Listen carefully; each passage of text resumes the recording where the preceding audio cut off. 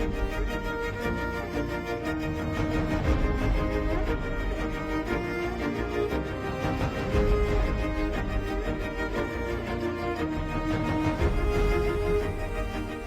formation de l'équipe, c'est une petite partie du domaine de la protection. Sinon, il y a la protection, il y a le logement, il y a la sécurité alimentaire et la santé et nutrition. Donc, partout on intervenait pour commencer à appuyer l'État et appuyer la communauté dans le pays. Par exemple, quand vous prenez dans le domaine de la sécurité alimentaire, on a distribué des kits alimentaires, on a distribué, on a fait du cash, transfert directement à certaines populations et à certaines personnes vulnérables. Nous avons fait également des distributions de semences pendant la saison hivernale. Démographique, chaque année le besoin de fonds augmente. La majorité de la population nigérienne, quand vous prenez la population rurale, la majorité vit de la terre. Et quand vous regardez de plus en plus avec l'insécurité, surtout toute la partie ouest de la région de Travers, ça va. Donc quand ils ont cultivé, quand ils n'ont pas pu quand même en récolter, donc vous n'avez même pas l'opportunité d'aller au champ parce que c'est des zones insécurisées. Donc c'est vraiment difficile. Et aujourd'hui, par exemple, arrêter l'objectif, c'est pour le prévenir. Parce qu'on sait que ces populations sont tellement dans le besoin et il y a beaucoup de situations pour eux. Ici, heureusement pour nous, c'est rare de trouver des cas de viol parce que souvent les déplacements sont des déplacements organisés. Et heureusement, pendant la guerre, on n'utilisait pas le viol comme une arme de guerre. Ailleurs, c'est le viol que les gens utilisent. Les rebelles, ou bien les rebelles, surtout quand ils viennent vos femmes, ils violent vos filles, ils violent juste pour vous toucher émotionnellement, pour vous anéantir. Mais sinon, c'est c'est surtout dans les ménages qu'on a beaucoup plus de cas de VBG. Et les VBG, en généralité, nous allons parler sur les violences en général. Et session, nous aurons comme deuxième session admission d'une victime de viol au centre de santé. C'est très important parce que si vous n'êtes pas en train de le savoir, on fait beaucoup de critiques sur les agents de santé, surtout au niveau de l'accueil. Ça, c'est vraiment, les gens parlent beaucoup. Si vous partez au niveau communautaire, à tort bien à raison, en tout cas, les gens parlent des agents de santé au niveau de l'accueil. Donc, nous allons voir quand une personne est victime, une supposée victime de viol, quand elle vient au niveau des centres de santé, quelles sont les mesures, quelles sont les stratégies, les directives que vous devez faire pour pouvoir prendre en charge cette personne. Et comme troisième, nous allons voir les connaissances clés des mesures de prise en charge médicale. C'est très important. C'est là l'image que j'aimerais partager avec vous et vous allez vous faire une idée de cette image. Donc, selon vous, je peux vous énumérer quelque chose. La tenue de la victime. Je suis en train de chercher les causes du viol. La tenue de la victime. Si je prends cette fille ici, une fille, est-ce que sa tenue, vous avez vu? Si on dit la démarche de la victime, regardez la démarche. On demande encore l'âge de la victime, le poids de la victime, l'humeur de la victime, elle. Joseph a parlé d'humeur dans notre émission de donc, quel état d'humeur dans laquelle ces gens-là sont. Et enfin, on va le caractère de la victime. Et il y a le violeur. Donc, parmi ça et là, qui est selon vous, quelqu'un, deux personnes, trois personnes, c'est quoi la prise en charge clinique des cas de viol? Vous, en tant qu'agent de santé. Exemple maintenant, avant de venir ici. Si, selon vous, si une personne a été victime de viol, où est-ce qu'elle doit aller, cette personne? Au niveau des centres de santé? Et où encore? Voilà. Ce sont ces deux endroits. Mais il y a un qui est indispensable. La personne est obligée de passer au niveau des centres de santé. Ça, c'est obligatoire et on va voir pourquoi. D'abord, en tant que dit ici, le rôle du secteur de la santé réside dans la fourniture des soins cliniques. Quand la personne se présente en vous, en tant que vous allez prendre en charge cette personne pour les soins, ça c'est obligatoire, c'est primaire, et en prenant les soins, il y a une procédure que vous allez mettre en place, et cette procédure va vous permettre d'élaborer le dossier médical.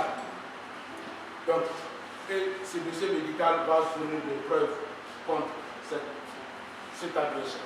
On dit les soins apportés en cas de lésion, l'offre de médicaments pour la prophylaxie, nous allons voir poser la question sur les prophylaxies, les infections sexuellement transmissibles, la prophylaxie post-exposition au VIH, les IST et l'administration de la contraception d'urgence pour atténuer la douleur, les plaies, les soins, etc. Donc, vous allez faire tous ces aspects-là, on va les voir en détail quand la personne vient. Vous allez essayer de traiter d'abord les infections sexuellement transmissibles. S'il y a des plaies, il faut traiter, il faut soigner les plaies. S'il y a des lésions également, si maintenant vous avez par rapport à la grossesse non désirée, ça c'est le dispositif d'urgence, donc comment dirais-je, la contraception d'urgence que vous allez aussi. Si la personne il y a eu pénétration vaginale, j'ai posé la question, on parle de viol quand il y a eu pénétration vaginale seulement? Non, ce n'est pas seulement pénétration vaginale. On peut avoir pénétration avec, il a défini le viol, ce n'est pas seulement avec les pénétrations vaginales. Pénétration anale, c'est un viol. Si c'est avec un objet, c'est un viol. Toute forme de violation pour faire de l'accord sexuel avec le non-consentement du partenaire ou de la partenaire est considéré comme un viol, quelle que soit la stratégie utilisée. Donc, si maintenant, pour ne pas tomber enceinte, on va faire une contraception d'urgence, on va essayer d'atténuer les soins et les douleurs. Donc, on va voir tout ça en détail, on va le voir. Ça, c'est le généralisé, nous allons tout voir. Donc, on dit il a été noté au Niger que le risque de grossesse chez les femmes violées est plus élevé que le risque d'infection au VIH. La prévalence nationale du VIH au Niger, ça fait 0,4%. Alors que les femmes qui sont violées, qui tombent enceintes au Niger, dépassent cette prévalence. Ça veut dire qu'ici, au Niger, on doit mettre l'accent sur le viol, surtout le seul centre de santé qui offre beaucoup d'informations par rapport au viol au Niger, c'est la maternité sanitation. Parce que beaucoup de femmes et de filles, quand elles sont violées, surtout en cas de traumatisme, elles sont vraiment orientées au niveau de la vie, là où il y a un centre spécialisé pour la prise en charge. Donc, les agents de santé, normalement, vous devez vous familiariser aux procédures d'administration des cas de violence sexuelle, les fiches médicales, les formulaires de consentement, les brochures d'information sur l'assistance après viol, avec l'aménagement d'un affichage permis et acquis pour conserver les documents confidentiels. On va voir cette partie-là en détail. Donc, il est très important, pour faire un bon examen de suivi médical pour une personne qui a été violée, il faut que cette personne se présente dans les centres de santé les 12 heures, juste après le viol. Dès les 12 heures. Parce que quand ça dépasse 12 heures, il y a certaines preuves qui vont disparaître et certains soins que vous ne pouvez pas leur admettre. Ça ne sert à rien de traiter certains soins après les 12 heures. Quand ça vient pendant les 5 jours, également, il y a certains soins qu'on peut faire pour l'attraper. Au début, ça dépasse les 5 jours là, il y a d'autres soins qu'il ne faut même pas faire parce que ça n'aura même pas d'effet. Nous allons les voir.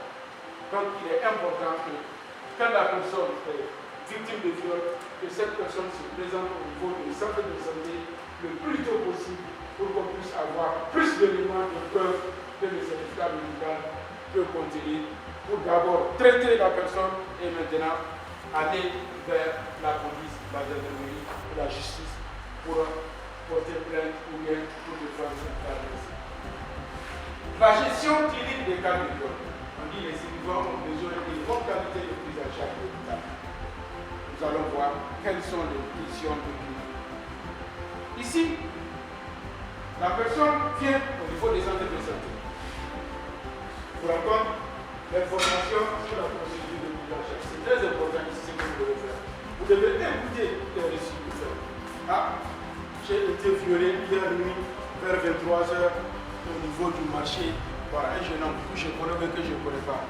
Il m'a frappé avec un bâton, je suis tombé, j'ai essayé de crier, il n'y a personne pour porter secours. Et c'est à ce moment qu'il a abusé de moi, il m'a violé.